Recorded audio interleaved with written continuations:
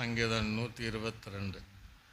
கர்த்தருடைய ஆலயத்துக்கு போவோம் வாருங்கள் என்று எனக்கு அவர்கள் சொன்னபோது மகிழ்ச்சியாயிருந்தேன் என்று தாவீது இங்கே சொல்லுவதை பார்க்க முடிகிறது.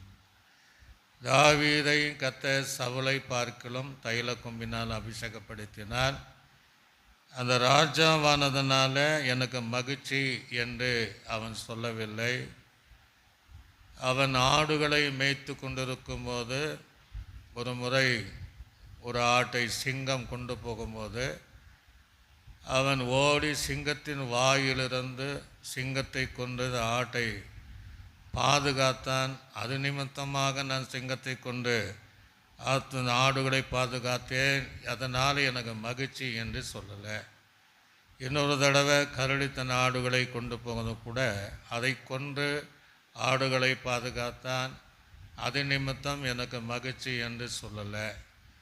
அதுக்கு பின்பாக சிறிய தாவீது இருந்தாலும் இஸ்ரவேல் ஜனங்களை பயமுடுத்தின அந்த கோலியாத்தை சிறிய கூழங்களினாலே அவன் நெற்றியில் அடைத்து இஸ்ரவேல் ஜனங்களுக்கு ஒரு பெரிய ஜெயத்தை பெற்றுக்கொண்டான். அதில் அவனுக்கு மகிழ்ச்சி கிடையாது. அவனுக்கு எதில் தான் மகிழ்ச்சியானா, ஆலயத்துக்கு போவோம் யாராவது சொல்லும்போது அது அவனுக்கு மகிழ்ச்சி என்று வேதம் சொல்லுகிறது. இந்த அனுபவம் நமக்கு உண்டா? ஆலயத்துக்கு வாங்க என்று சொன்னால் எல்லாரும் இன்றைக்கு மனமடிவாக தான் இருக்கிறாங்க.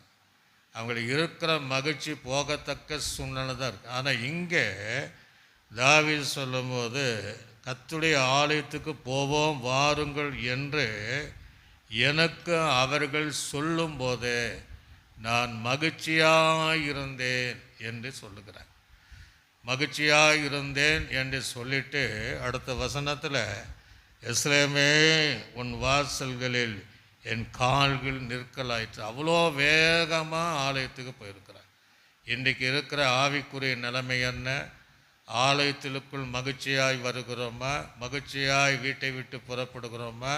அடுத்த செகண்டில் அவனுடைய காலடிகள் எருசலேமுடைய வாசல் படி நின்றதை போல நீங்களும், என கர்த்தருடைய நாள் மனமகிழ்ச்சியான நாள்.